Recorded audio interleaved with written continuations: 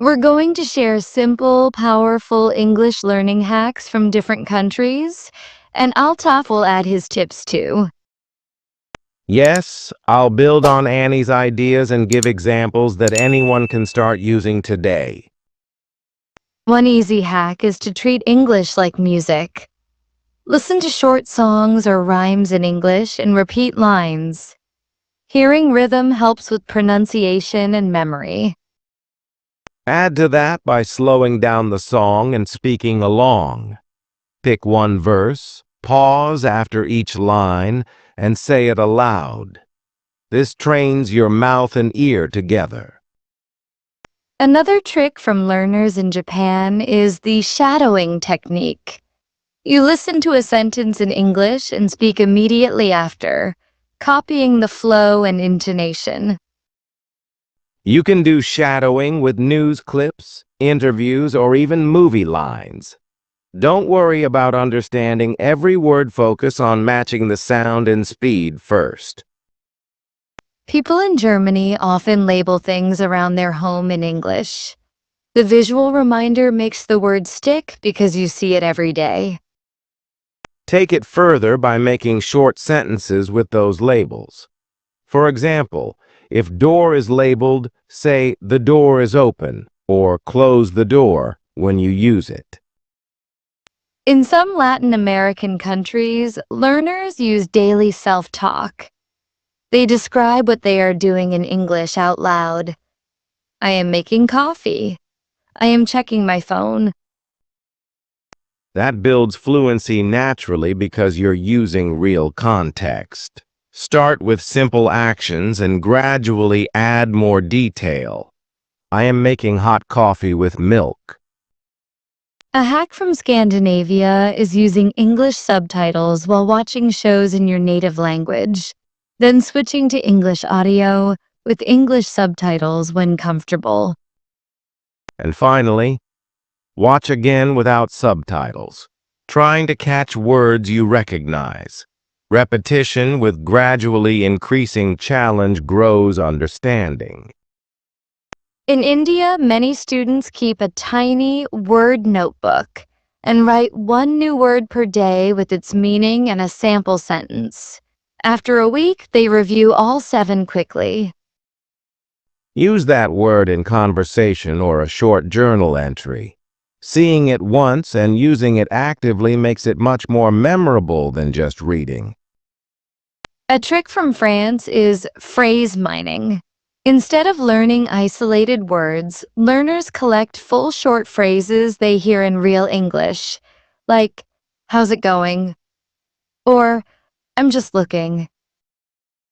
Then practice replacing parts of the phrase, "How's it going?" becomes, "How's your day going?" That helps you adapt fixed expressions naturally. From South Korea, a common habit is daily micro-practice.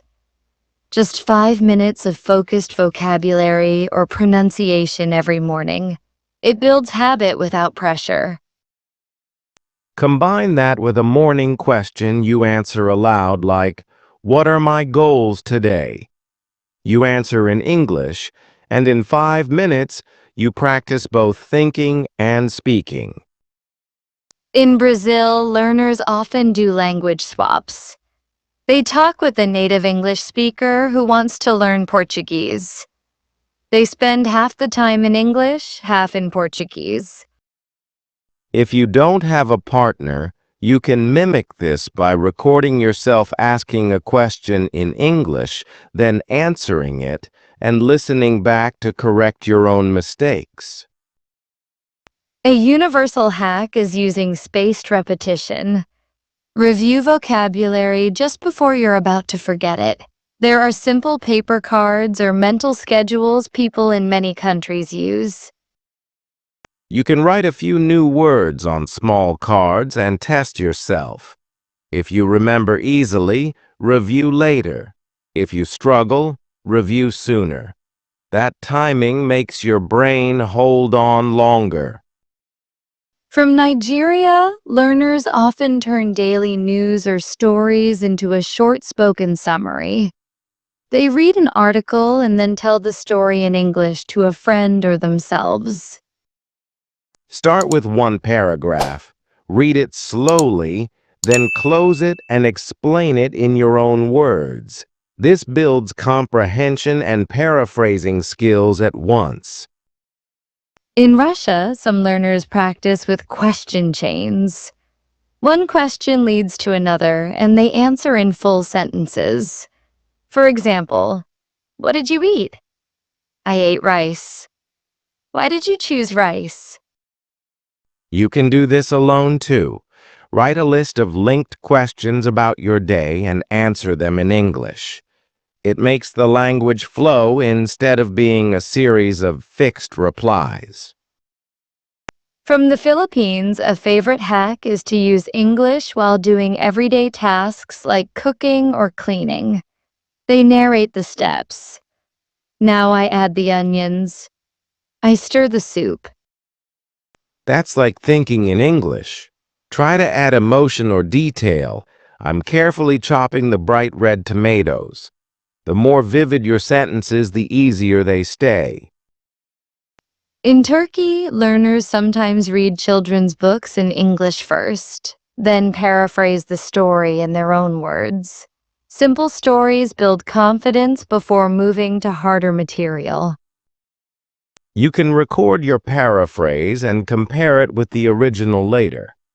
Notice new words and expressions, then try adding one or two of your own. A helpful technique from Egypt is the daily question.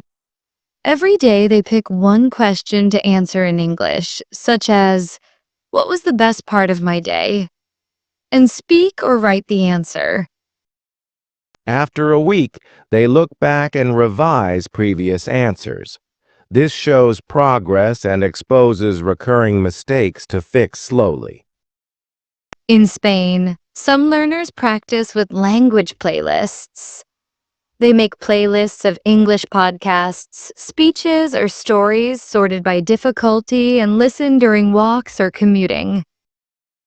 While listening, pause occasionally and repeat a sentence aloud. Later, try to summarize the segment without replaying it. That builds active listening. From South Africa, learners play word association games in English. One word leads to another, and they say aloud as many connected words as possible in a minute. This strengthens vocabulary retrieval speed. You can challenge yourself with categories, animals, food, feelings, and race through them quickly. A global habit is using a short daily journal in English. Write 3 sentences about your day, keeping it simple. Over time, sentence variety grows. To make it stronger, occasionally rewrite a past entry with better vocabulary or grammar. Seeing yourself improve keeps motivation high. Some learners from China use mirror practice. They speak to themselves in English in a mirror, watching their mouth and facial expressions, making speech more confident. You can combine that with short role plays. Imagine you're ordering coffee, greeting a friend, or explaining something, and practice those scenes aloud. In many countries, people use mobile voice notes to practice. They record a quick message in English, then listen later to hear pronunciation and fluency. Set a weekly habit to listen back and note one strength and one small improvement. That feedback loop makes practice intentional, not random. From Italy, learners often create word webs. Start with a central word and branch out synonyms, related verbs, and example sentences, all in English. Then turn that web into a short paragraph. This shows how words connect and helps you use them flexibly. Another interesting idea from Argentina is language mixing with correction. They speak mostly in their native language, but switch to English for keywords. then later rewrite the same sentence fully in English. That lowers the barrier to start, and the rewrite makes your brain bridge the gap.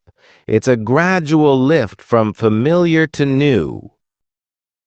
A lot of learners worldwide say the best hack is consistency.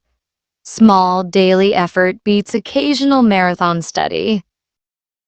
Combine different hacks, shadowing one day, journaling the next, and using phrase mining the day after. Variety keeps your brain engaged while the daily rhythm builds habit. We've shared hacks from listening and shadowing, labeling, self-talk, phrase mining, micro-practice, language swaps, spaced repetition, summarizing, question chains, narration, playlists, word games, journaling, mirror practice, recording, word webs, and gradual mixing. Try a few that fit your life the most. Use them regularly, adjust to your level, and notice how English becomes easier each week. Today, we learned easy, practical English learning hacks used around the world. And we saw how to turn everyday moments into practice, build vocabulary naturally, and grow speaking confidence step by step.